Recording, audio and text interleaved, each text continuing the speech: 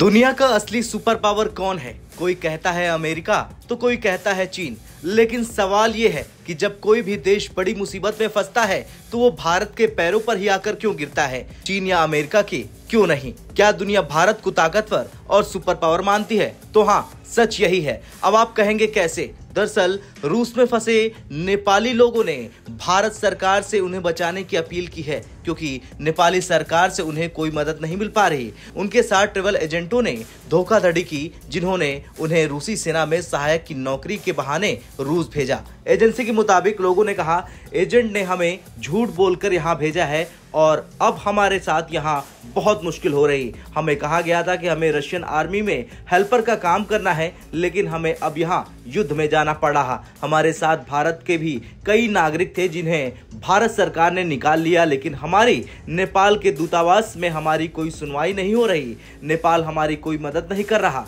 हम अपने पड़ोसी देश इंडिया से मदद मांगना चाहते हैं। हमें बहुत उम्मीद है कि भारत हमारी मदद करेगा और हमें निराश नहीं करेगा।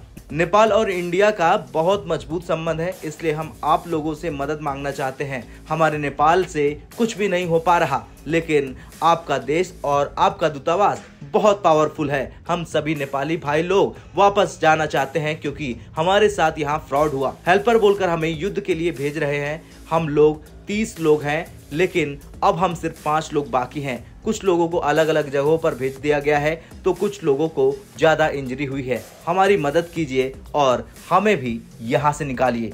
अब ये बयान सुनकर आपको ये समझ में आ गया होगा कि ताकतवर देश का मतलब क्या होता है। अब इस बयान के अलावा भी अगर किसी को प्रमाण की जरूरत पड़े तो ये चिंता का विषय है उसके लिए। लेकिन ये कोई पहला मौका नहीं है जब भारत की मदद के लिए नेपाल ने गुहार लगाई। इससे पहले भी कई दूसरे देशों की भारत ने मदद की है। अलग अलग मोर्चों पर भारत ने कोरोना के समय दुनिया के कई देशों को मदद मुहैया कराई थी। तुर्की में भूकंप के बाद भारतीय जवानों ने तुर्की के लोगों की मदद की थी।